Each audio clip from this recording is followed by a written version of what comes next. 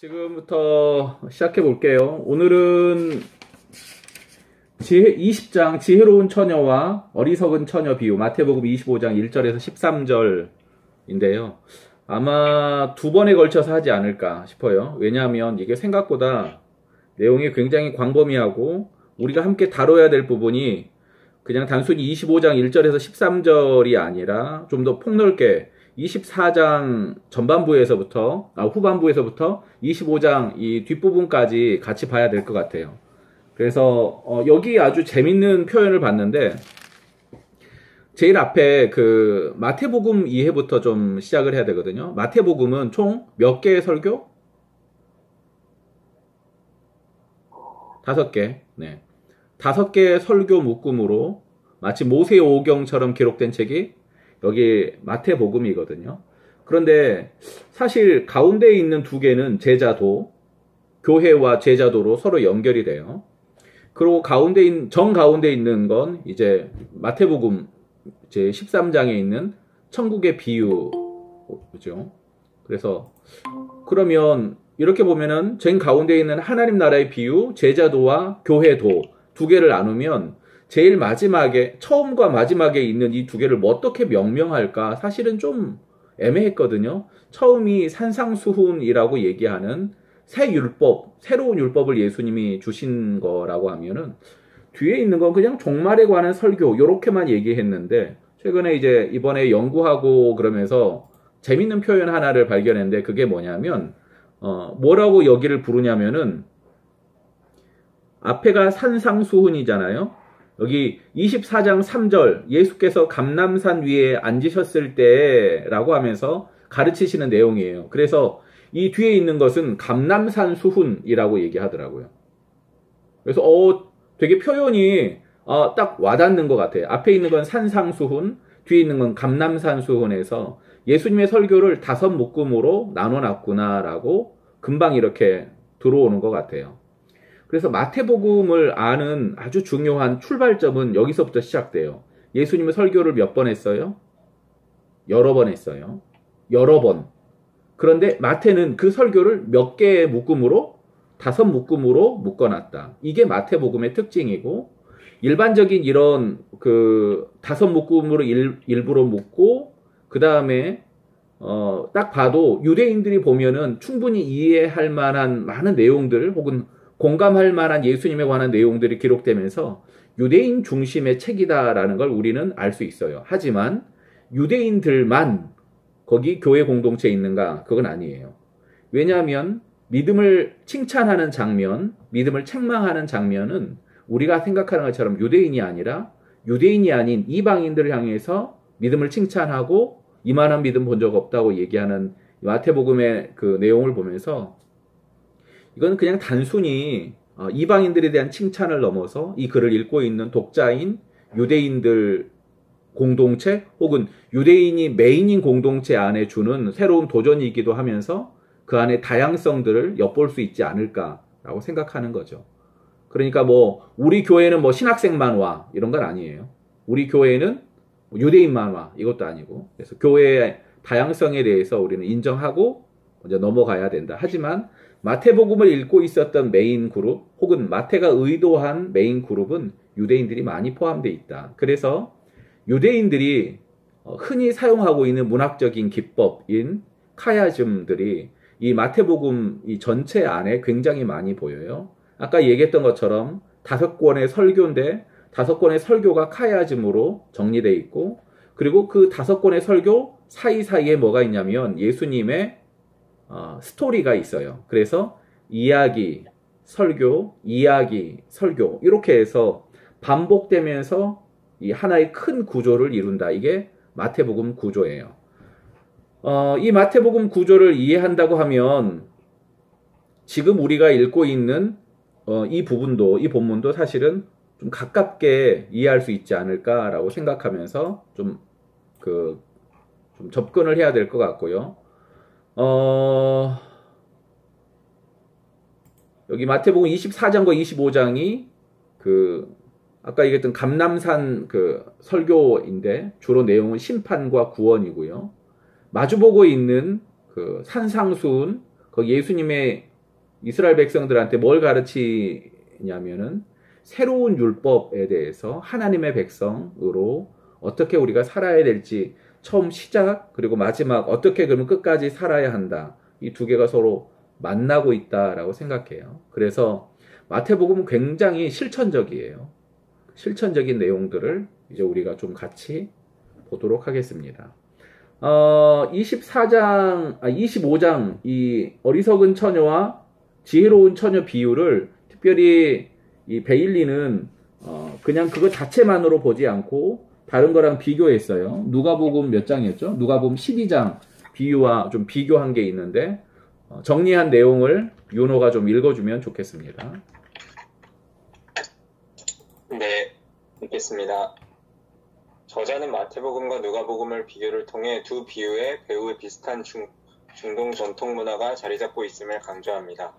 신랑의 집에 사람들이 모여들고 신랑과 친구들은 신부를 데려오기 위해 신부의 집으로 갑니다.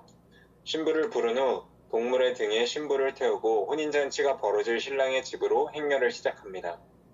이때 행렬은 많은 사람의 축하를 받기 위해 일부러 가장 먼 길을 택하기도 합니다. 신랑의 집에서 행렬을 기다리는 사람들 중 일부는 거리에 나와 있었을 것이고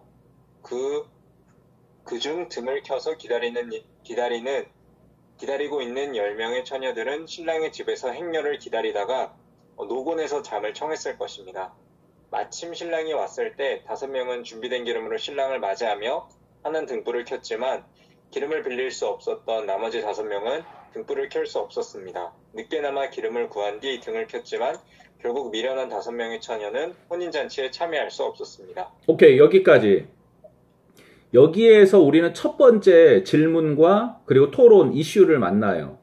지금 여기 베일리는 이 상황을 어떤 상황이라고 그래요?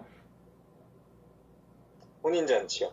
어디서 하는 혼인잔치? 신랑 집. 자, 1번이 신랑 집, 2번이 신부 집. 자, 1번 손 들어봐요. 신랑 집 손 들어봐. 자, 2번 신부 집 손 들어봐요. 이 가는 걸 목표를 말씀하시는 거예요, 목사님? 아니. 지금 여기 이 본문에서 마태복음 25장에서 신랑 집이야, 신부 집이야? 이 혼인잔치가. 저는 여태까지는 신랑이 신부 집으로 오는 걸로 알고 있었는데 베일리는 반대로 얘기해가지고 헷갈렸어요. 아니, 헷갈린 게 아니라 두 가지 의견이 동시에 존재해요. 사실 이 본문을 읽으면서 베일리가 좀 마침표를 찍어주면 좋겠다라고 기대하고 사실 이 본문을 봤거든요. 근데 베일리가 오히려 좀 헷갈리게 한 것 같아요. 여기서 사실 신랑 집일 수 없는 결정적인 이유가 있어요. 그게 뭐냐면 문을 닫고 못 들어오게 하잖아요. 그쵸? 신랑 집에서 하는 혼인잔치는 총 일주일간 진행이 돼요. 그리고 누구든 다 들어올 수 있어요. 연관된 사람들은. 일주일 동안. 오히려 일주일 하니까 안 오면은 되게 역적이에요, 역적. 그러니까 여기 이 본문에서 베일리가 이야기하는 이 부분은 충분히 타당하고 이해가 가능하지만 혼인잔치라기보다는 그러니까 신랑 집에서 하는 혼인잔치라기보다는 오히려 신부 집에서 하는 전 혼인잔치라고 부르는 게 더 맞을 것 같아요. 자세한 내용은 이따 본문 연구를 통해서 같이 한번 봐보도록 하겠습니다. 윤호 계속 읽어줘. 네. 우리는 이 비유를 통해 윤리 문제와 신앙 문제를 다룰 수 있습니다. 윤리적 차원에서는 4가지의 문제를 이야기할 수 있는데요. 첫 번째는 여자의 지위적인 문제입니다. 그리고 두 번째는 자원을 빌려 쓰는 것, 즉 자신이 가진 자원으로 하나님의 나라에 참여해야 되는데 남의 이제 자원을 이제 빌리고 쓰고 이러한 문제를 이야기하는 것 같습니다. 세 번째는 긴 여정입니다. 하나님 나라에서의 삶은 긴 여정에 헌신하는 것이다. 네 번째는 실패에 대해 보이는 반응. 잘못된 판단이나 다른 부적절한 행동으로 일이 잘못될 경우 그에 따라 생기는 문제들은 이 비유의 어리석은 여자들처럼 이웃과 하나님께 도와달라고 부르짖으며 해결될 수 있는 것이 아니라는 문제라는 것입니다. 계속 여기서 읽을까요, 목사님? 계속 네. 읽을까요? 아니. 여기서 사실 이 윤리적인 문제를 이야기하는데, 베일리가 좀 정리를 좀 잘한 것 같은데, 우리는 이런 비유, 특별히 이 비유에 매정한 지혜로운 처녀들에 관해서 사실은 토론이 있고, 학자들이 얘기를 많이 해요. 왜 이렇게 매정하냐? 빌려주면 안 되냐? 그래, 지혜로운 사람들인데. 근데 결국 이게 함정이에요. 왜냐하면 예수님이 비유를 할 때 왜 비유를 하는지를 놓쳐버리고 그 안에 있는 윤리적인 문제를 가지고 토론한다고 그러면 사실은 비유 자체를 놓쳐버리는 거죠. 뭐랑 똑같냐면 우리가 지난번에 같이 얘기했던 그 불의한 재판관 비유하고 똑같아요. 불의한 재판관 비유에서 그 여자가 뭐 해요? 불의한 재판관한테? 계속해서 가요. 계속해서 가서 불을 시끄럽게 하고 막 귀찮게 하고. 그게 사실 맞는 행동은 아니잖아요. 그렇죠? 그리고 그 여자가 요구한 게 뭐예요? 복수해달라고. 내 억울함을 풀어달라고. 이게 맞아요? 이게 틀리잖아요. 근데 이거 불의한 재판관한테 복수해달라고. 내가 들어줄게. 그럼 복수를 해줬냐? 그렇지 않아요. 이 본문에서 굉장히 중요한 게 그 복수하다, 나의 원한을 풀어주소서, 이게 어떻게 해석됐었냐면은 나의 재판을 맡아주소서라고 우리가 해석된다고 했었죠. 다시 말해서 이 과부한테 있어서 자기의 억울함을 풀어주는 건 불의한 재판관이 그 재판 결과가 어떻든지 간에 자기의 재판을 맡아주는 것, 그것 자체만으로도 충분한 거예요. 결과는 그냥 내 손을 떠난 거예요. 그 불의한 재판관이 그냥 그거 하는 것만으로도 만족하면서 강청하는 그 모습을 보면서 어쩌면 우리는 윤리적으로 여러 가지를 얘기할 수 있을 거예요. 어떻게 하면 정의를 구현할지, 어떻게 하면 불의한 세상을 바꿀지. 근데 그 비유의 핵심은 그게 아니에요. 어떻게 하면 세상을 바꿀지, 이게 그 비유의 핵심이 아닌 거예요. 원래 우리가 사는 세상은 불의해요. 그래서 누가복음만 특별히 불의한 거 두 가지, 불의한 청지기, 불의한 재판관이 나오는 거예요. 그러면서 불의한 재물로 친구를 사고, 어떻게 보면은 이 과부의 강청도요, 불의한 강청 아니에요? 내 억울함을 풀어주세요. 법대로 하게 해주세요라고 해야지. 근데 그걸 통해서 결국 포기하지 않고 끝까지 요구하는 그 여자의 모습을 집중해서 누가가 이야기했었던 것처럼 오늘 마태복음에서도 비유가 뭘 얘기하느냐, 여기에 포커스를 둬야지, 그거 말고 엉뚱한 곳에 포커스를 두면은 완전히 다른 결론이 나오는 거예요. 오늘 우리가 읽은 이제 민숙이 어서와 마태복음 25장 1절에서 13절까지도요. 이 재밌는 게 뭐냐면은 이게 신천지에서 주로 사용하는 비유 해석 중에 하나가 있어요. 그러면서 신천지 비유 해석을 공부를 해봤는데 그냥 보면은 금방 이해될 거라고 착각을 하고 쭉 봤는데 완전히 오해였어요. 왜냐면은 이게 완전히 치밀하게 연결이 돼 있거든요. 성경에 나오는, 예를 들어서 이렇게 봅시다. 성경에 나오는 C는 어떤 C가 있어? 여자씨. 갈라디아서에 나오는 그 씨, 자손의 씨. 그 C, 그 다음에 다른 C는 안 나와? 창세기에서도 씨가 나오고, 구약에서 보통 씨 많이 나오지 않나요, 목사님? 그래. 여기 서울신대에서는 C신학을 가르치거든. 그래서 C를 아주 잘 배웠네. 저 그거 안 들었습니다, 목사님. 그래? 네. C신학을 가는, 근데 재밌는 게 신천지에서는 이렇게 얘기해. C는 말씀이다. C는 몇 가지 종류가 있냐? 여러 가지가 있다. 그렇지 않다. C는 딱 두 가지만 있어. 하나님의 C, 사탄의 C. 어때? 명확하게 정리되지 않아? 정리 안 되는구나. 난 정리가 되더라고. 근데 깜짝 놀랐어. 아니, 어떤 비유에서 무슨 이야기를 하는지 관심이 없고, 오직 성경의 모든 C는 두 가지로, 하나님의 C, 사탄의 C, 이렇게 나누는 거야. 왜 그 씨 비유를 하는지, 그 씨가 긍정적인 건지 나쁜 건지 뭐 상관없어. 이렇게 가르쳐. 지금 여기 마태복음 25장에서도 등잔 나오잖아. 이 등잔 자체도 어디에 포커스를 두냐면은 등잔 말고 기름, 무슨 기름이냐? 감람류. 그러면서 이게 이 등잔 어디서 썼냐? 그러면서 거룩한 지성소에서 쓰던 그 등잔인데, 그 등잔에 쓰는 이 기름은 감람류인데, 감람류는 감람나무이신 이렇게 얘기해. 이 비유를. 이따가 좀 더 기회가 되면 한 번 더 다룰 텐데, 보면서 정말 비유를 지네 맘대로 해석하는구나 라고 생각하고, 한편으로는 이게 신천지만의 문제가 아니야. 이게 우리 교회의 문제인 거야. 왜냐하면 우리가 들었던 설교 중에 이 기름 뭐라고 그래? 뭐가 이 기름이야? 뭘 준비해야 된다고 그래? 마지막 때 성령 충만. 성령 충만의 기름을 준비해라. 자, 그 다음에 좀 다르지 않아 다? 수연이 무슨 기름을 준비해야 된다고 들었어? 지용이? 야, 처음 들은 척 하지 말고. 민숙이? 기름 준비 안 할 거야? 올리브유인가? 올리브유? 윤호? 목사님들 설교를 잘 안 들어가지고.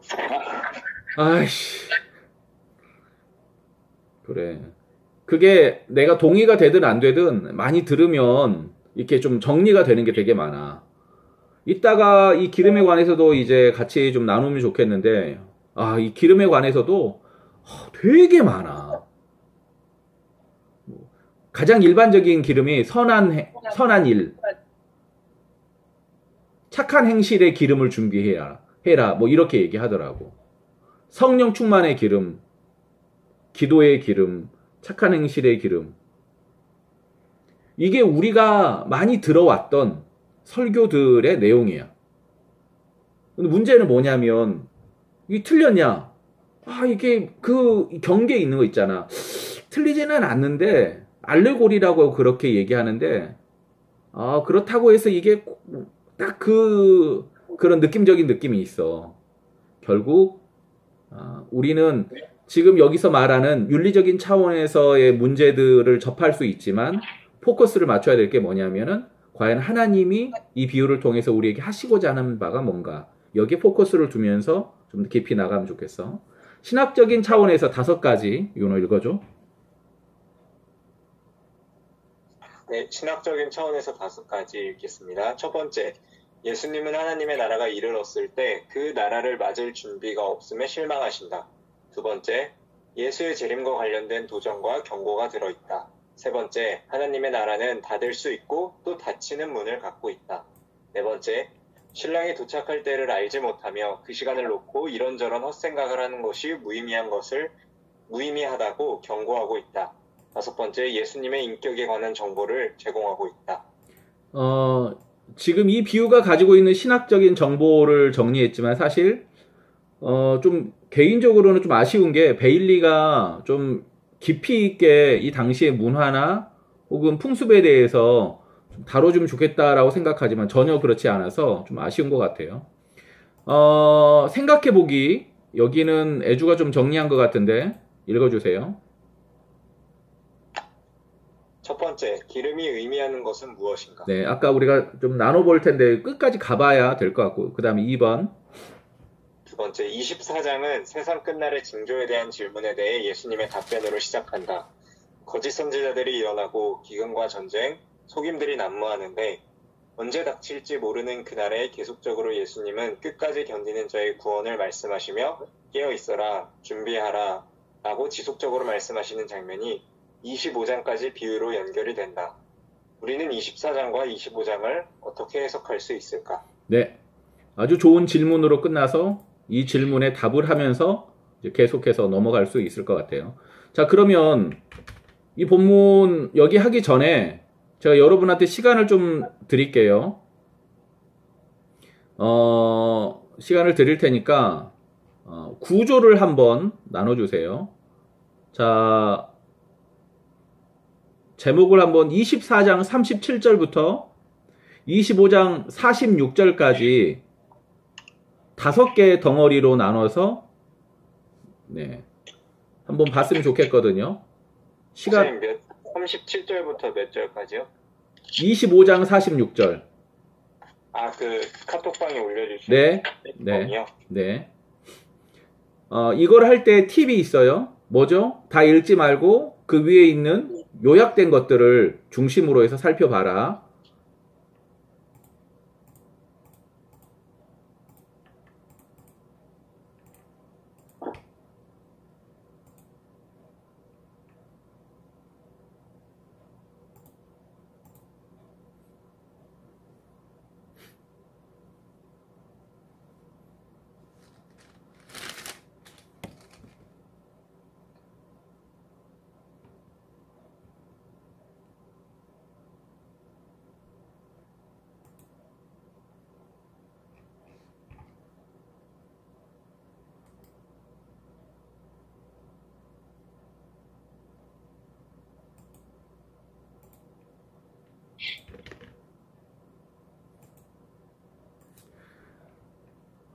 네.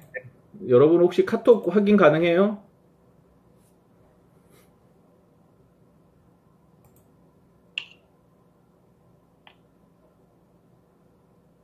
카톡 확인해 주세요.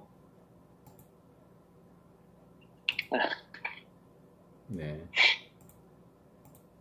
나는 정말 선한 목자라고 생각해요. 제 거랑 거의 비슷한 것 같습니다. 네 거랑 비슷한 것 같아? 그래, 고맙다. 나는 선한 목자라고 생각해요. 네. 여러분들이 시험에 들지 않도록, 네. 지금 이 표는, 마태복음 감람산 강화에 나타난 종말 비유 연구라고 해서 칼빈대학교 대학원 신약 전공하신 장익봉 씨가 박사과정 논문으로 썼던 것 중에 이 표를 제가 인용한 거거든요. 그대로 가지고 온 거거든요. 근데 제가 볼 때는 아주 합리적이고 그리고 세부적으로 잘 연결해서 기록이 돼 있어서 볼만해요. 그래서 좀 정리했습니다. 여기 보면은 아주 재밌는 게 처음에 보면은 그 인자의 재림과 심판 비유, 마지막에 인자가 어떻게 온다에 대해서 비유를 총 3개를 해주는 거예요. 연달아서. 그래서 처음 게 뭐죠? 노아 때. 그 다음에 또 뭐 있죠? 중간에 두 여자가 맷돌질하는 그 장면 있잖아요. 그 다음에 3번째 도둑 이야기 있죠.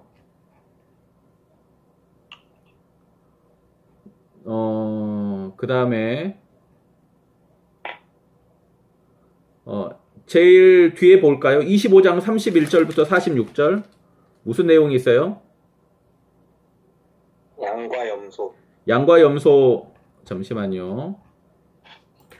자, 양과 염소 있고요. 그 다음에 뭐가 있어요? 임금.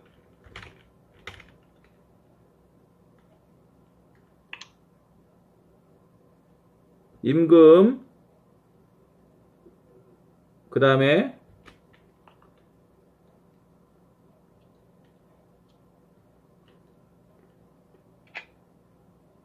근데 이게 긴 강화여가지고 저는 이거 그냥 마지막은 영벌영생으로 좀 구분했었습니다. 영벌영생.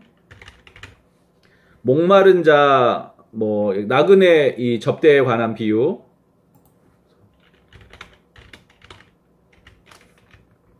그러면 처음에 보면은 뭐가 있었죠? 노아, 그 다음에 여자, 도둑, 이거 3개 있었죠? 여기도 똑같이 3개가 있는 거예요. 비유가 3개가 서로 연결돼 있어요. 그 다음에 중간에 뭐 있어요? 목사님, 근데 제가 잠깐 질문하면은 이 네. 뒤에 3개는 사실 하나가 길어서 2개로 봐도 되는 게 아닐까요? 혹시 기억나? A, B, C, B, A에서 A 다시 여기 제일 A 다시에서 항상 플러스 알파가 있다고 기억나? 근데 얘는 조금 이게 길어서, 그러니까 뭐라 해야지? 두 개밖에 없어서요, 요소가. 오히려 이 마지막 부분이 플러스 알파로 해서 두 개를 나눌 수 있다고 생각하거든. 그래서 이 마지막은 그래서 하나로 그냥 뭉뚱그려 놓는 게 좋을 것 같아. 아까 얘기했던 히브리 문학의 전형적인 특징이 A, B, C, B, A인데 A-에서 플러스 알파를 추가하는 거라고 그러면 이게 구조를 정확하게 나누는 것보다 더 중요한 게 뭐냐면은 어떻게 요소들이 배치하고 있는지 이것부터 일단 살피자고. 앞에 비유 3개, 뒤에도 비유 3개. 앞에도 인자의 재림과 심판, 마지막도 인자의 재림과 심판에 관한 이야기. 근데 그 뒷부분은 세계 심판으로 해서 앞에는 개인적인 심판을 얘기한다 그러면 뒤에는 세계적인 심판, 모든 민족의 심판에 관해서 이야기하고 있다라고 보면 될 것 같고요. 가운데 뭐가 나오죠? B 부분에 종이요. 맡음을 받은 종. 맡음을 받은 종, 그 다음에 충성된 종과 악한 종에 관한 이야기로 이렇게 나누어지는 거죠. 그러면 25장 11절에서 14절 달란트 비유도 마찬가지예요. 맡음을 받은 거 그리고 충성된 종과 악한 종으로 나눠지는 이 장면이 나와요. 자, 그 다음에 가운데 우리가 보고 있는 이제 슬기로운 처녀들과 미련한 처녀들에 관한 비유. 그래서 이제 이게 가운데 등장하고 있죠. 그러니까 이 이야기가 네, 지금 우리에다 올렸어요. 인자의 재림과 심판 비유가 전반부, 후반부가 인자의 재림과 최후 심판, 가운데는 충성된 종과 지혜 있는 종, 충성되고 지혜 있는 종과 악한 종, 그 다음에 이 B와 B-가 있고 가운데 슬기로운 처녀들과 미련한 5 처녀들이 서로 연결되어 있죠. 그러니까 B, C, B- 이 3개가 서로 연결되어 있는 것처럼 보여요. 그래서 계속해서 나누고 있잖아요. 근데 그 나누고 있는 게 그냥 나누는 게 아니라 이 전체적인 이 큰 틀에서 정중앙을 이 열처녀 비유로 하는 이유가 뭐냐면 나중에 이제 얘기하겠지만 마태복음 25장 13절 때문에 이 열처녀 비유가 그냥 단순히 그냥 지혜롭고 슬기 있는 처녀로 2개로만 나눠지는 게 아니에요. 굉장히 24장과 25장 전체를 아우르는 굉장히 중요한 비유, 그 다음에 이야기로 거기 자리 잡을 수 있다고 생각을 해요. 그래서 저는 이 마태복음 25장 이야기에서 가장 핵심이 뭐냐? 25장 13절이에요. 25장 13절이 있기 때문에 그냥 단순히 지혜로운 5 처녀, 미련한 5 처녀 이야기로 끝나지 않는다 라고 생각을 하는 거죠. 그러면 아주 재밌는 이야기가 좀 있는데 여러분은 재미없을 수도 있지만 여기 보면 24장 37절에서 44절, 제가 오늘 이 본문을 좀 준비하면서 어떤 게 있었냐면 여러 가지 논문들을 좀 보면서 정리를 좀 했거든요. 그전에는 좀 개인적으로 정리하면서는 좀 이 구조에 관해서는 좀 그닥 좀 이렇게 즐거움이 없었는데 이번에 구조에 관해서 정리된 것들을 좀 찾아서 했는데 지금 제가 올려준 이 내용을 한번 봐주세요. 24장 첫 번째 이 구조인데 뭐냐면은 처음에 호련이 임하는 때 인자의 임함도 이러하리라 라고 말하면서 그 다음에 나중에 호련이 임하는 도적 때 주가 오리라 라고 끝나는 이 장면이 서로 마주보고 있더라고요. 그 다음에 깨닫지 못하는 사람들, 그리고 깨어 있어야 하는 사람들, 이 2가지 이야기가 서로 마주보고 있고요. 가운데 40절과 41절, 이게 무슨 내용이죠?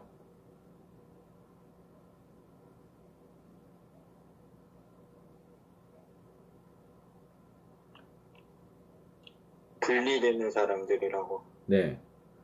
그 중간에 이게 이 본문을 좀 봐야 돼요. 밭에 있다가 어떻게 분리가 돼요?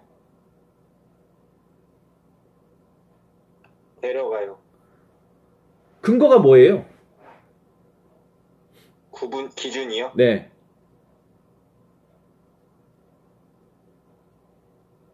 일 잘할 것 같이 생겼나?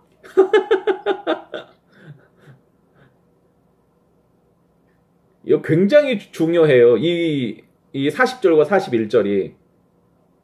둘이 똑같은 일을 해요. 어떤 사람이 더 열심히 일한 게 아니에요. 똑같이 일해요. 근데 어떻게 해요? 구별이 돼요. 부를 때 가는 사람은 가는 거고 아닌 사람은 못 가는 거 아닐까요, 목사님? 그러니까 저는 그 근거를 방주에서 찾았거든요. 방주는 어쨌든 움직이지 않고 산에 진 건 아니죠. 방주는 있었고, 그 방주를 타라고 이야기를 했는데 그 이야기를 듣고 방주로 가는 사람은 산 거잖아요. 하나님이 방주로 가라고 다른 사람들한테 얘기했어, 안 했어? 아니, 그러니까 만약에 노아가 어쨌든 사람을 이렇게 좀 그건 네 생각이고. 태웠지 않을까요? 그건 네 생각이고. 어쨌든 저는 그렇게 생각해요. 구원은 그 자리에 있고 구원이 나를 부르고 있는데 그 부름에 움직이는 사람은 가는 거고, 그래서 여기서 데려가고가 마치 와서 데려간 것 같은데 그게 아닌 거죠. 그 사람이 그 구원을 향해 가는 거죠. 왜 네 마음대로 비유를 바꿔? 제가 좀 위험한 사람이 될 것 같습니다. 그치. 그러니까 방금 이제 아주 재밌는 건데, 구원에 관한 거는 우리가 충분히 토론하고 이야기할 만한 거거든. 더구나 이제 방금 얘기했던 노아의 방주 사건 같은 경우도 이야기할 만한 이야기가 정말 많아. 근데 마침 방주 이야기가 앞에 나왔단 말이야. 근데 앞에 나온 방주 이야기 핵심이 뭐야? 그러네요. 깨닫지 못하는 거네요. 사람들은 몰랐어. 언제 그날이 임하는지. 마지막 때 그렇게 된다. 그 사람들 깨닫지 못한 거지. 생각해보면 노아는 깨달았어? 아니요. 그냥 계속 방주만 만들고 기다리고 있지 않았을까요? 그 본문에 보면은 이제 좀 나와. 다른 게 좀. 하나님이 결국 들어가게 하고 동물도 들어가게 해. 노아는 결국 노아도 하나님이 들어가게 했겠지. 그렇게 놓고 보면은 우리가 이제 물론 설교적인 차원에서 노아의 방주 본문을 방금 윤호 네가 말했던 것처럼 풀어서 얘기를 할 수 있을 수도 있는 것 같아. 틀린 건 아니야. 그런데 그건 설교자의 상상이지. 그 본문에서 정확히 말하는 건 아니지. 오늘 여기 본문에서도 사실은 노아의 때 핵심이 뭐냐? 사실 마지막 때에 관한 이 첫 번째 얘기는 호련히 임한다. 그러니까 그 전까지 사람들이 전부 다 장가들고 뭐 시집가고 먹고 마셨다.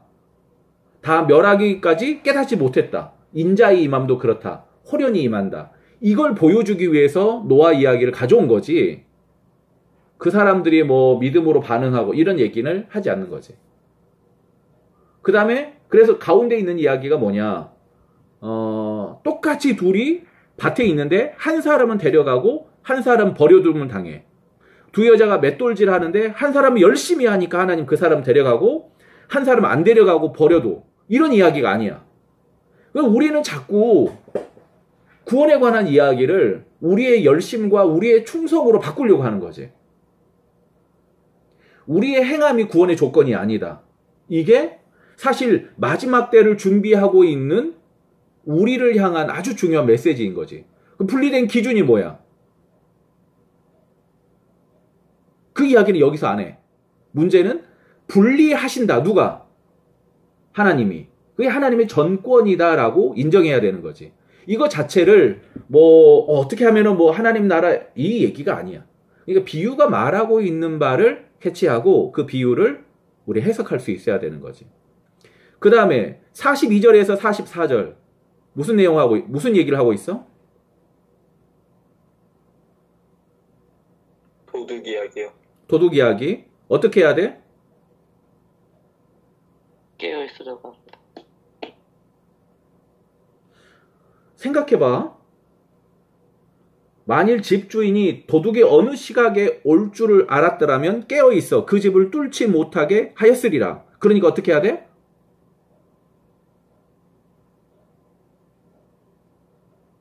일어나 있어야죠. 일어나 있어야 돼. 집주인들 어떻게? 집 없는 사람들은 괜찮아. 자도 돼. 집주인들 어떻게? 잠자지 말아야죠. 잠자지 말아야 돼. 이게 이 비유의 핵심이 아니잖아. 이 비유의 핵심이 뭐야?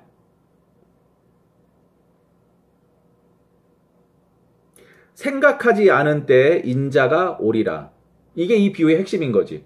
여기 44절에 있는 호련히 임한다. 여기 37절에 나왔던 인자의 임함도 그러하리라. 이 이야기가 마지막에 나오는 거야. 인자의 임함도 여기 생각하지 않은 때에 인자가 오리라. 이렇게 만나는 거야. 마지막에 재밌는 게 뭐냐면은 42절 그러므로 뭐 하라고? 깨어 있으라. 이 이야기가 계속해서 반복되면서 지금 우리가 마태복음 25장을 해석할 수 있는 단초를 여기서 제공하는 거야. 그러니까 마태복음 25장에 그런즉 깨어 있으라 이걸 이게 참 어려운데 이건 나중에 좀 얘기를 해야 되고요. 깨어 있으라. 그러면은 집주인은 맨날 안 자고 있어야 되느냐? 그 얘기가 아니에요. 44절 민숙 읽어줘.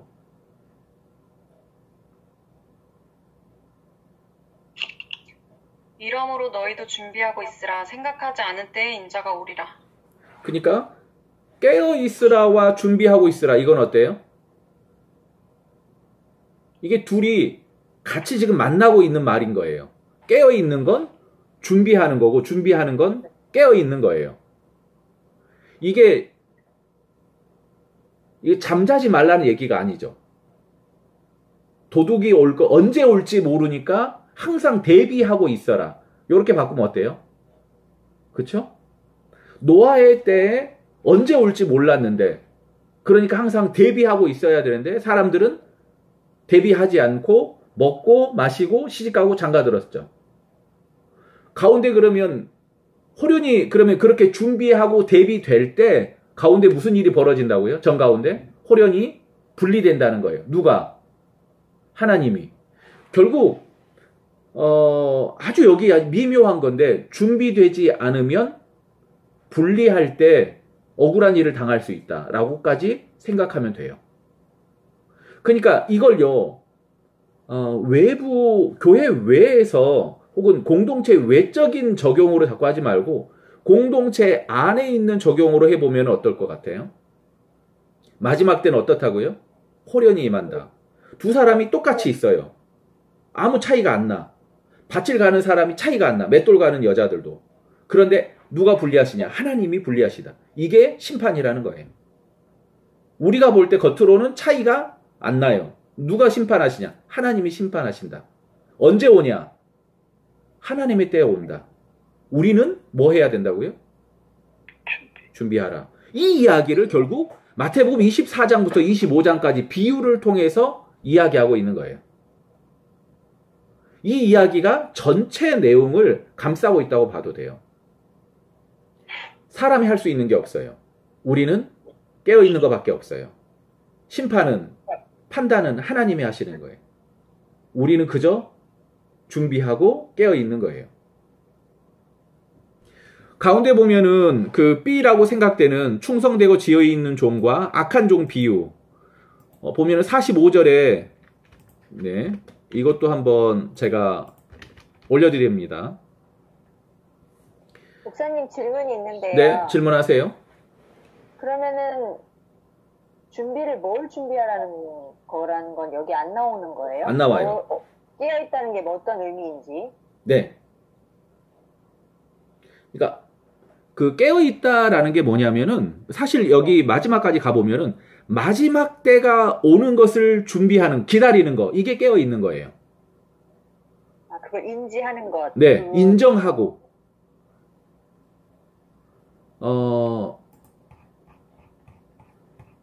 이렇게 그걸 정리해 놓은 아주 재밌는 구절이 있었는데.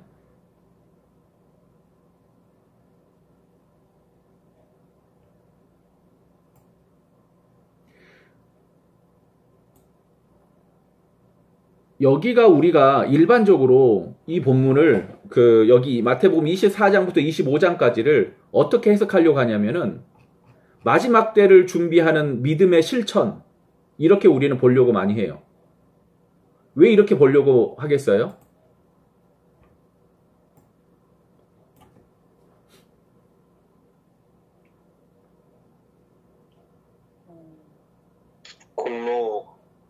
때문에? 심판한다니까. 심판하시는 하나님 앞에 뭔가를 준비하고 가야 되고 뭔가 있어야 되고 그러니까 착한 행실의 열매가 있어야 된다. 성령의 기름으로 채워야 된다. 우리 더 기도해라. 마지막 때가 언제 온지 모른다. 막 우리는 이런 얘기를 많이 하는 거예요. 그런데 아주 재밌는 게 있는데 뭐냐면은요. 여기랑 마주보고 있는 게 뭐라고요? 감람산 설교 정반대에 있는 게 뭐라고? 산상수훈이라고 그랬잖아요. 산상수훈에서 이야기하고 있는 바가 재밌어요. 산상수훈은 심령이 가난한 자는 복이 있나니? 라고 말하면서 시작해요. 그럼 우리는 어떻게 심령이 가난해야 됩니까? 라고 우리는 생각을 하잖아요. 그런데 그 시작도 이미 잘못된 거예요. 행복하여라, 아쉐르라고 말하는 이 행복하여라라는 자체가 하나님을 따르는 사람, 하나님을 쫓아 그러니까 목자의 인도함을 받는 양, 이런 느낌으로 아쉐르라고 행복하여라, 행복선을 하고 있는 거거든요. 뭘 해서 행복한 게 아니라 목자를 따라감으로 행복한 거예요. 이게 산상수훈의 아주 중요한 선포예요. 어떤 양이 그러면 목자를 따라가느냐? 배고픈 양이에요? 배부른 양이에요? 배고픈 양. 그래서 심령이 가난한 자는 내가 뭔가 할 수 있다고 생각하고 내가 힘이 있다고 생각하는 양은 안 쫓아갈 거예요. 나는 아무것도 아니고 나는 가진 게 없고 나는 능력이 없습니다. 아유, 나는 목자밖에 없어요. 이게 진짜 깊은 나의 내면의 아픔과 고통을 인지하고 슬퍼하는 것. 이걸 뭐라고 하냐면 애통하다라고 그래요. 우리가 보통 이야기하는 그 미아리 눈물 고개 그거 알아요? 그 노래? 이런 노래가 있어요. 단장의 미아리 고개라고. 그게 뭐냐면 단장하다 미아리 고개 이게 아니라 끊을 단자. 장이 끊어질 것 같은 미아리 고개. 왜냐하면 거기 끌려가는 사람들에 관한 이야기거든요. 그러니까 그런 아픔, 이 내적인 아픔을 애통하다라고 그래요. 그러니까 하나님 없이는 아무것도 아니고 하나님 없이는 도저히 살 수 없습니다. 이게 행복한 사람들이라고 하는 거예요. 그러니까 이 산상수훈에서도요, 보면은 우리가 착각하는 게 뭐냐면 우리는 소금이 돼야 됩니다. 우리는 빛이 돼야 됩니다. 첫째, 소금의 역할, 착한 행실. 둘째, 율법을 잘 지키고. 셋째, 헌금을 잘하고 전도를 많이 하고. 전혀 그렇지 않아요. 산상수훈 첫 번째 있는 팔복의 사람이 소금과 빛의 삶을 살 수 있다고 얘기해요. 하나님만 쫓아가고 하나님 아니면 아무것도 아닌 너희가 소금과 빛의 삶을 살 수 있다는 거예요. 우리 안에는 선한 것이 없습니다. 그래서 영원히 썩지 않을 예수로 말미암아 우리가 소금의 삶을 살 수 있고 우리 안에서 빛을 발하시는 하나님으로 말미암아 빛의 삶을 산다는 거지. 내가 소금이 되고 빛이 되려고 뭐 난리 부르스를 치라는 얘기가 전혀 아닌 거예요. 이게 산상수훈의 핵심이에요. 언젠가 한번 같이 다시 한번 해봅시다. 이게 산상수훈의 핵심이라고 그러면 제일 뒤에 있는 종말에 관한 마지막 때를 준비하는 사람들, 여기 그 감람산 설교의 핵심이 뭐냐? 마지막 때는 어떻게 준비해야 되느냐? 착한 행실을 많이 해야 됩니다. 기도를 열심히 해야 됩니다. 그거 아니에요. 하나님이 너에게 오심을, 우리에게 임하심을 너희는 믿고 기다려라. 이게 사실은 마지막 때를 준비하는 사람들의 굉장히 중요한 자세고 이 비유의 핵심인 거예요. 우리는 하나님이 어떻게 판단하실지 알아 몰라요. 모른다. 하나님이 누구를 데려가실지. 밭에 2명이 있는데 일 더 잘하는 사람 아니에요. 맷돌 더 열심히 갈면 아니에요. 하나님 누구를 데려가실지 몰라요. 하나님이 데려가시는 거예요. 우리는 그 하나님이 오심을 기대하고 기다리며. 왜냐하면 생각해보면 이렇게까지 예수님의 마지막 때에 관한 설교가 장황하게 기록된 이유가 뭘 것 같아요?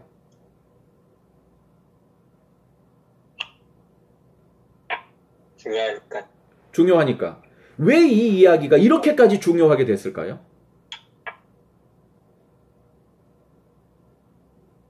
이 저자들의 그런 물음들이 많이 있지 않았을까요, 목사님? 예수님이 오신다고 하셨는데 언제 오시지라는, 그러니까 시간이 지나도 금방 오실 것 같았는데 오시질 않으니까는 그런 질문들이 마태 공동체에서 쏟아졌고 그거에 대한 좀 답변 아니었을까요? 마태의 어떤?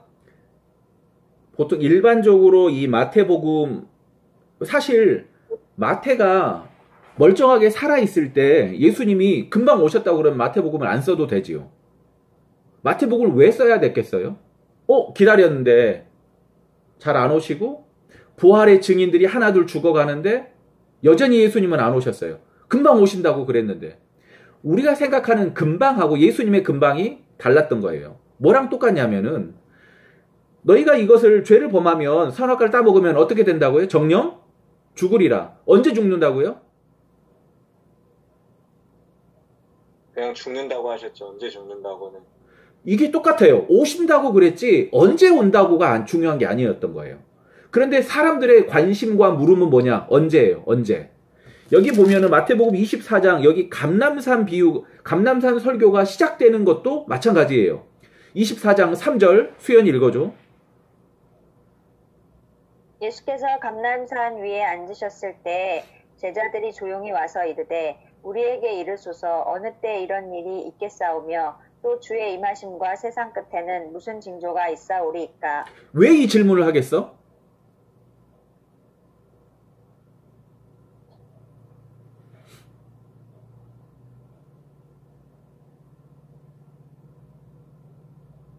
성전이 무너진다는 말씀을 2절에 하셔서. 성전이 무너진다는 말씀을 2절에 하셨으니까 그러면은 일을 행하시고 그들이 기대하던 하나님의 나라가 이 땅에 임하는 거 우리 그거 참여하고 싶은데 어떻게 참여합니까? 그때 우리 좀 데리고 가서 좀 사용해 주세요. 라고 그들의 시각은 정말 철저히 여기만 바라보고 질문한 거지. 그런데 예수님의 대답은 어때? 이곳을 넘어서 그 하나님의 나라, 우리가 생각하는 그 종말의 때까지 완전히 확장해서 이야기를 시작하시는 거지. 그 사람들이 생각할 때 이거 이해가 되겠어? 안 되지. 왜냐면 그들은 지금 앞에 있는 성전이 무너지는 것, 2절에 그 얘기 하거든. 돌 위에 돌 하나도 남지 않고 다 무너뜨려진다. 이게 그냥 단순히 이스라엘의 회복과 이스라엘의 독립하고 연관되는 뭔가 민중 봉기, 뭐 이런 이야기라고 생각을 했단 말이야. 그런데 예수님의 이야기는 이 제자들의 질문과 여기 연결돼서 어느 때 이런 일이 있겠사오며 주의 임하심과 세상 끝에는 무슨 징조가 있사오리까라는 이 질문까지 해서 답을 해 가시는 거지. 그러니까 제자들은 아마 이 얘기 들어도 전혀 이해를 못했을 것 같아. 왜냐면 그들이 여기만 기대하고 있거든.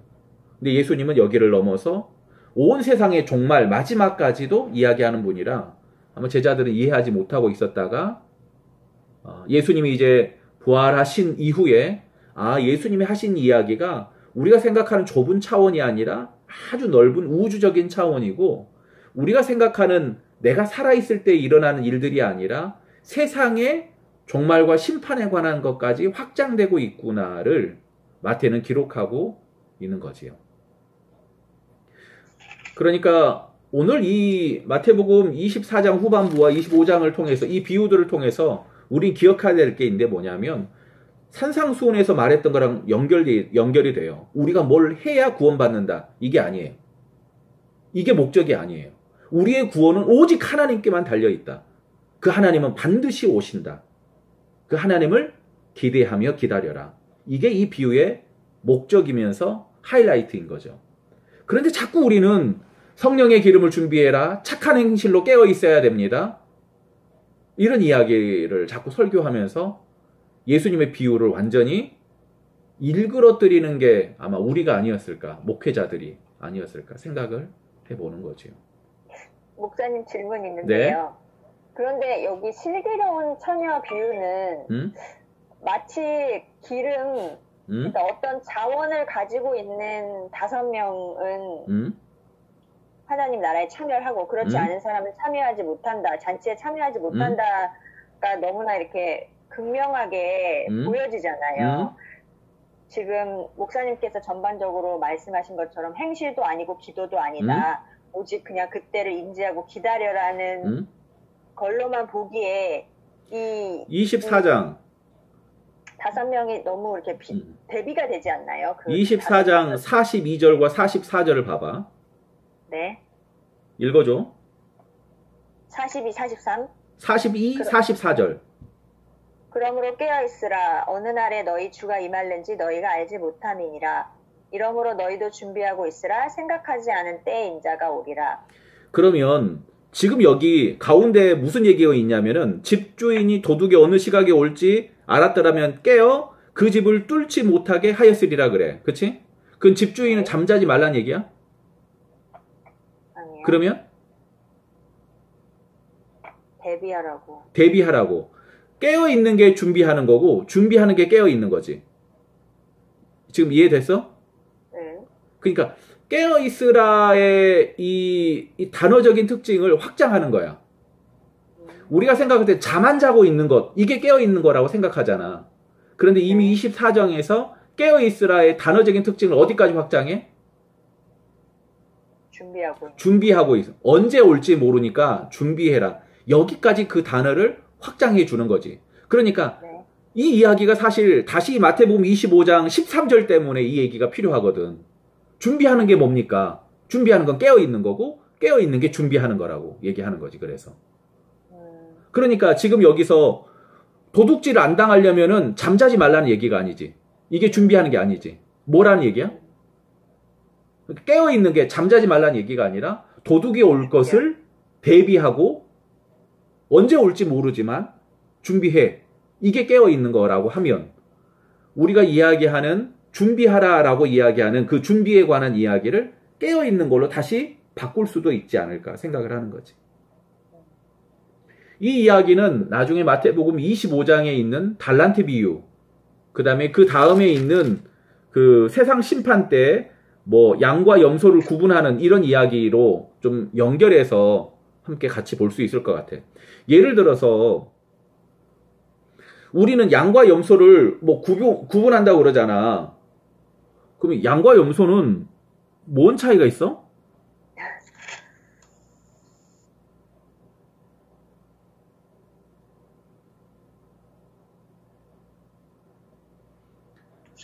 비슷하게 생겼잖아요.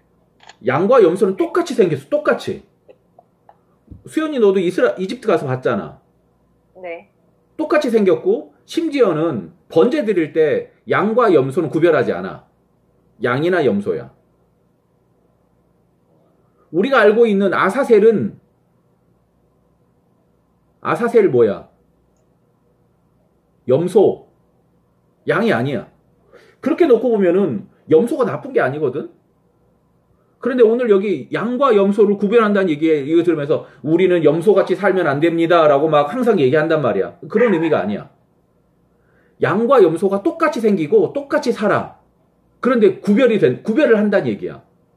지금 이게 공통점이 있는데 이게 뭐냐면은 이 앞에 있었던 그 노아 시대에 똑같이 살아. 그런데 노아가 구별이 됐잖아. 혹은 그 안에 있는 이 밭 갈던 사람 혹은 맷돌 돌리는 사람, 이 사람들 똑같이 밭에서 일하고 맷돌 돌렸단 말이야. 똑같이 보여. 그런데 하나님이 구별한다. 양과 염소 비유도 마찬가지지. 똑같이 생겼고 똑같이 살아. 그런데 마지막 때가 되면 어떻게 한다고? 구별한다. 결국 비유의 핵심을 관통하고 있는 것들, 말씀하고자 하는 바를 우리가 캐치하지 않으면 우리는 염소 같은 사람이 되면 안 됩니다. 염소의 특징 1번, 뿔로 자꾸 사람을 받는다. 2번, 고집이 세다. 그러니까 교회 생활할 때 자꾸 다른 사람 들이받는 사람이 있어. 염소 같은 사람, 김권사 하면서 뭐 할렐루야 하면서 뭐 들이받지 마세요. 양은 이기적이에요. 이기적이면 안 돼요. 이런 이야기로 이제 설교를 하는 거지. 틀렸냐? 틀리진 않아. 성령께서 그 안에서 어떻게 역사하실지 모르지. 그렇지만 예수님이 하시려고 했던 그 설교가 과연 이 설교이냐라고 물어보면은 잘 모르겠어.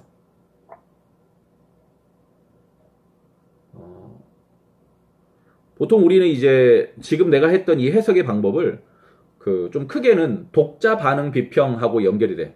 독자 반응 비평. 혹은 저자가 왜 이렇게 썼을 것인가에 좀 포커스를 두면서 해석하고 있는 이런 저자 중심 해석이거든. 근데 우리는 지금까지 본문을 그냥 너무 순진하게 한 절 한 절 혹은 뭐 비유 또는 뚝 떼서 이 비유만 연구하는 그런 것들이 많이 있었지. 그러니까 헷갈린 거지.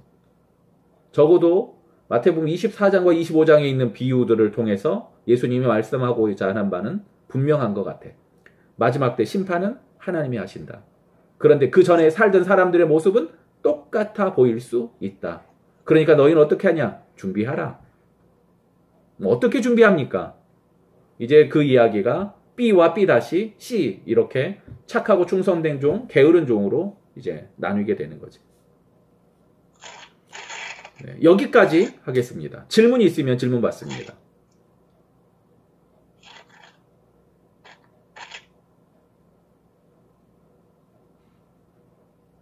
자, 민수 질문해줘. 없으면 한 단어. 오늘 한 단어 벌써 하면 안 되는데? 야, 오늘은 질문할 게 너무 많아. 질문해줘. 괜찮아. 아직 B는 가지도 않았어. 슬기로운 처녀들 만나지도 못했어.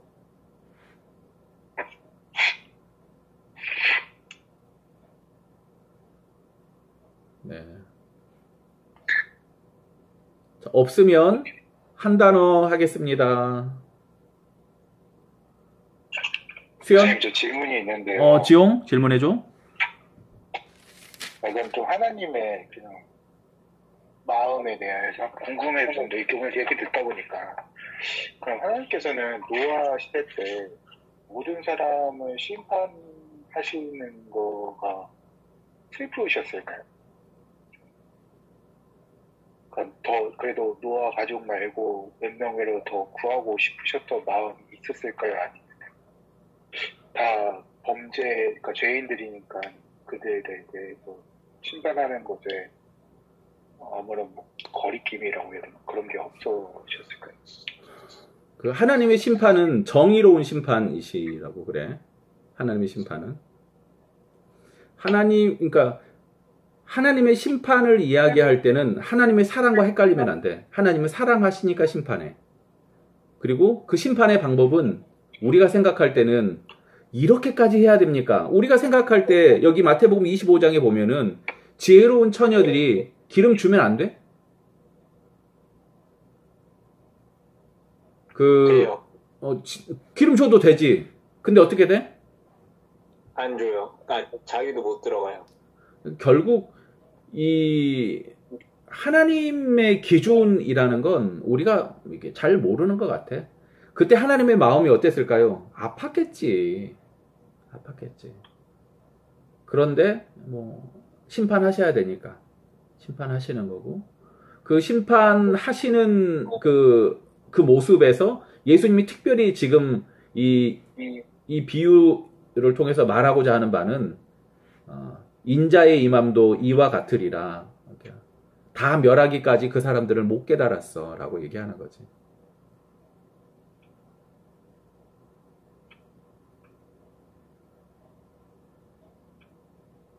네, 혹시 다른 질문? 수연이 혹시 질문이 있으면?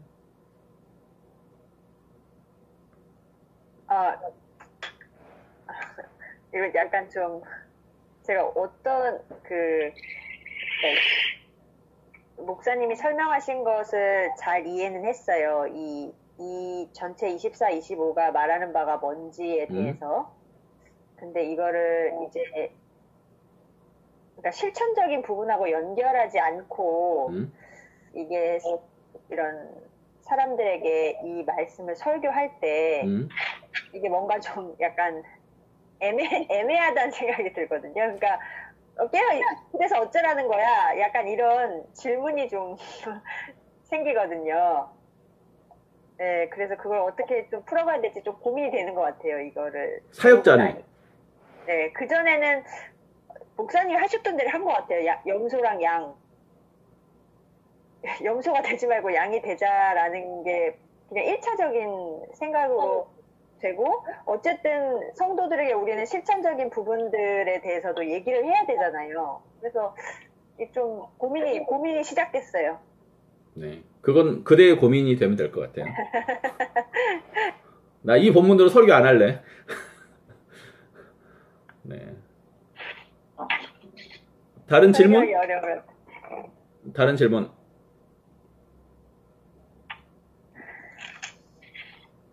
민수? 저도 수연 언니 말에 되게 공감이 많이 되는데 결국에 깨어있으라는 게 준비하라는 거고 그게 하나님의 다시 오심을 믿고 기다리는 거라고 하셨는데 그렇다면 하나님의 다시 오심을 믿고 기다리는 삶은 어떤 삶일지 네, 그게 조금 궁금했고 그래서 어떻게 살아야지? 네, 어떻게 살아야 될까라는 고민이 생겼고 또 한 가지는 그 양과 염소의 비유에서 이 양과 염소의 비유를 쓴 저자의 의도가 아까 말씀하신 대로 이게 비슷하게 생겼기 때문에 쓴 걸까요? 네. 아, 똑같이 생겼어요. 양이랑 염소는.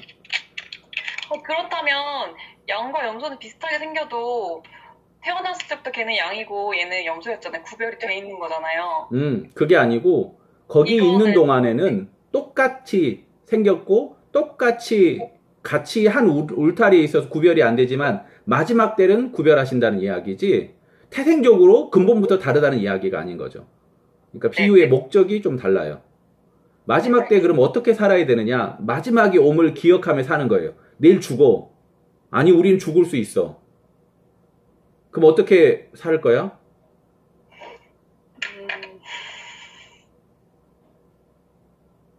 욜로 아니야. 욜로는 그렇다고 해서 미친 듯이 일만 하고 사는 거 그것도 아닌 거지. 그럼 어떻게 살아?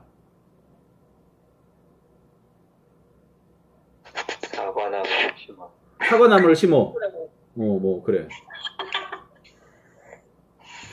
소정리로 와. 여기 땅을 줄 테니까 여기 와서 나무 심고 살든지. 마지막 때를 기다리며 사는 것. 예를 들어서 선교사로 어떻게 우리가 나갈 수 있어? 선교사로. 미쳤으니까.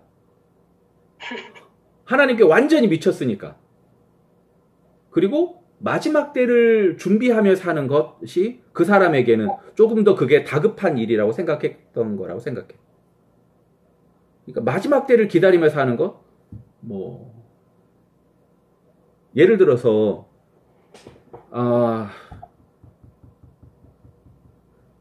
한 사람이 죽어. 그런데 밑에 자녀들이 4명이 있어. 항상 나는 입버릇처럼 나는 이 재산은 첫째 손주한테 주고 싶어. 그렇게. 여기 이 집은 얘기를 아니면 이 땅은 이렇게 주고 싶어라고 얘기를 했다고 쳐봐. 그럼 이 사람이 금방 죽을 줄 몰랐어. 근데 맨날 입버릇처럼 이렇게 했단 말이야. 돌아가셨어. 그럼 어떡해?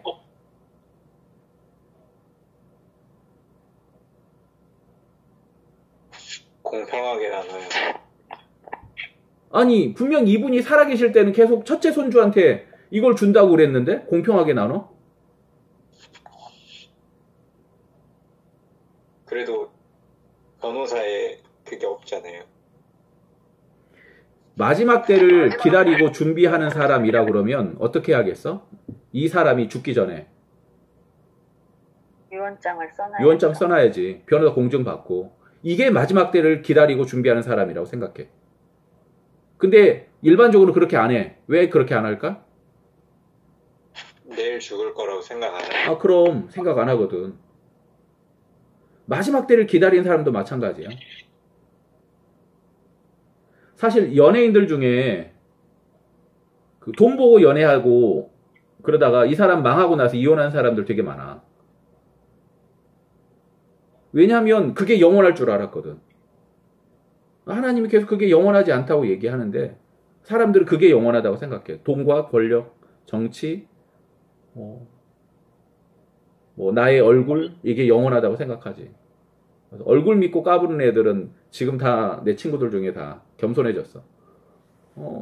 야 영아 네가 제일 젊어. 제일 나이 들었었는데 말이야. 살찌고 나니까 얼굴이 팽팽해져 갖고.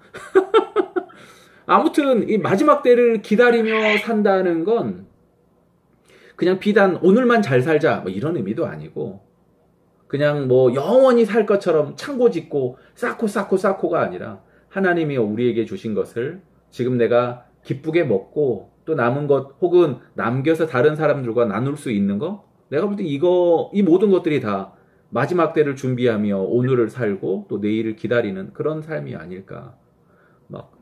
그러니까 막 더 많이 뭐 충성해야 됩니다. 뭐 이러는 거랑은 좀 더 다른 것 같아. 사실 이제 나중에 그 얘기가 나오겠지만 그 아까 산상수훈에서 나는 아무것도 아닙니다라는 그 고백을 했었잖아. 그 고백이 굉장히 중요하다고 했잖아. 마지막 때도 마찬가지야. 여기 마태복음 25장 1절에서 13절까지 그런 데 깨어 있으라고 그러잖아. 여기 핵심이 뭐냐면은 다 졸며 잘세야. 다 졸며 잘세. 나는 이게 너무 은혜 받았어. 지혜로운 사람도 졸며 자고 미련한 사람도 졸며 자. 이게 뭐 지혜야. 그런데 깨워주시더라고. 나는 그게 너무 은혜가 되더라고. 우리 사람의 지혜와 혹은 사람의 슬기가 하나님 앞에서 아무것도 아니고 하나님이 깨워주실 때 우리가 들어갈 수 있구나라는 걸 알 수 있겠더라고. 이게 이제 다음 주에 같이 한 번 더 하게 될 이 전체 주제랑 연결이 되는 거지. 그러니까 마지막 때 어떻게 살아야 되느냐? 하나님만 의지하고 사는 거지. 이게 결론인 것 같아. 하나님을 기대하고 살고. 마태복음은 자꾸 어떤 공로, 행실 이런 내용으로 해석하면 안 돼. 마태복음은 하나님뿐입니다. 철저히 마태가 이 이야기를 강조해. 재밌는 건 마태 직업은 뭐라고? 뭐였다고? 세리. 돈이 전부라고 생각하던 세리 마태는 하나님밖에 없습니다. 이 고백을 하면서 마태복음을 기록하고 있는 거지. 마지막 때 어떻게 준비해? 창고 짓고 돈을 헌금 많이 하고 이런 얘기 아니에요. 하나님밖에 없습니다. 이런 거지. 이해가 됐어? 네, 부족하지만 다음 주에 또 계속 한번 해볼게요. 네, 한 단어 나눠주세요.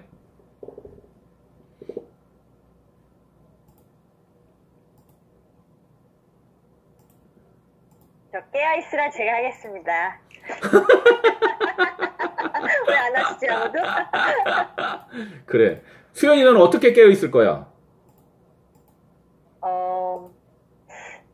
저는 약간 그 준비의 의미가 하나님의 뜻을 제가 깨닫고 그에 합한 삶을 사는 것으로 이해를 했거든요. 이게 꼭 행실에 초점이 맞춘 게 아니라. 근데 이 깨어있다는 것이 행실에 초점이 맞춰있지 않다는 것이 굉장히 중요한 설교 포인트이고 우리가 이 본문을 이해하는 포인트인 것 같다는 생각이 들어요. 저한테는. 그 수연이 네가 아주 좋은 접근을 지금 많이 하고 있거든. 왜 그러냐면은 설교를 해야 되니까 그래. 네네.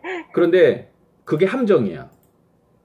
그래요? 어떤 함정이냐면 설교하려고 하지 말고 순수하게 말씀 가운데 잠겨야 돼. 설교로 너무 빨리 넘어가면 안 돼.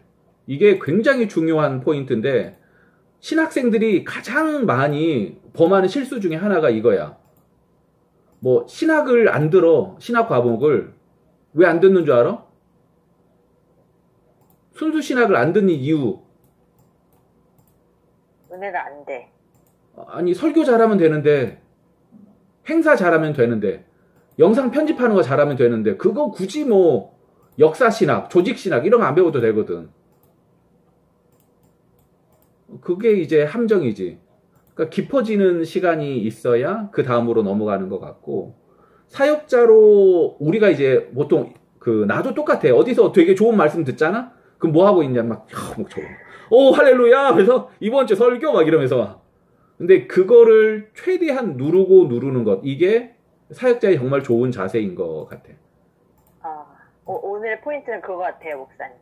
대충 넘어가지 말고. 아니, 제가 깨어 있어야 돼요. 되게 좋은 적용인 것 같아. 네, 제가 깨어 있어야 돼. 자, 다른. 어차피 다 하게 돼 있어. 전 죽음하겠습니다. 죽음. 언제 죽어? 저 한 70 전으로 갈 생각입니다, 목사님. 민호 백신 맞아서 곧 갑니다. 갈 때 혼자 안 가고 지용이 데리고 가려고요. 아니 제가 왜 이걸 했냐면 제가 솔직히 그 예수님 저 죽을 때까지 안 올 거라고 생각을 했거든요. 그러니까 한 100년 안에는 전 예수님은 안 온다 생각을 했는데 이 생각해보면은 결국에는 그냥 인간의 시간이잖아요. 100년이든 1000년이든. 아, 내가 진짜 만약에 내일 죽으면은 내일 예수님이 그냥 오시는 거구나. 그때 내가 뭘 할 수 있지? 라는 생각이 들어서 사실 목사님께서 질문하라고 하셨을 때 이 말을 하려 했어요. 이 말씀을 드리려 했어요. 목사님 저는 예수님 안 오실 것 같다고.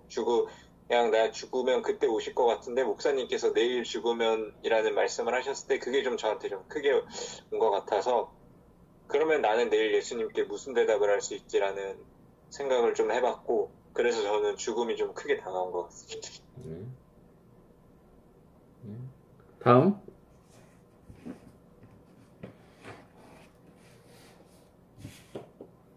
저는 먼저 하세요.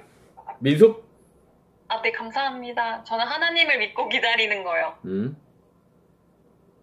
너한테 하나님을 믿고 기다리는 건 뭐야? 일단 1차적으로 하나님을 기억하는 것 같아요. 하나님, 그러니까 자꾸 막 바쁘게 막 살다 보면 하나님을 기억하고 하나님을 생각하고 그게 참 어려운 것 같고 되게 흐려지는데 오늘의 저의 마음을 울리는 거는 일단 하나님이 계시다는 거를 제가 기억하는 삶을 살아야겠다라는 생각을 했어요. 지용? 저는 마지막 날 하겠습니다. 마지막 날? 네. 오늘이 마지막 날인가 혹시? 그럼 안 되는데.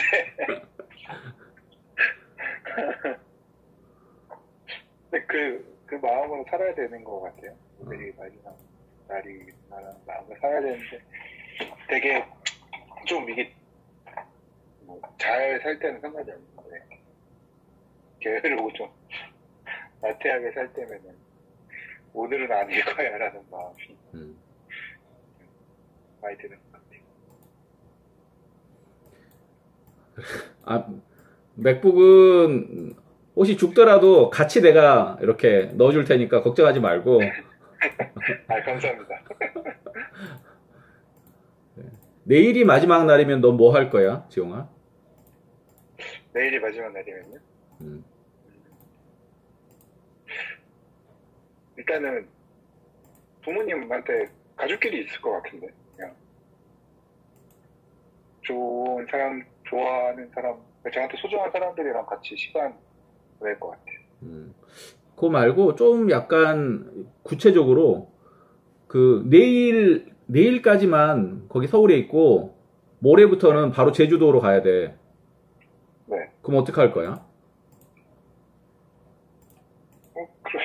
그러면은 아마 윤호 선수를 만나지. 윤호 만날 것 같아? 그래. 은혜가 있다, 야. 감사하다. 그 다음에 정선?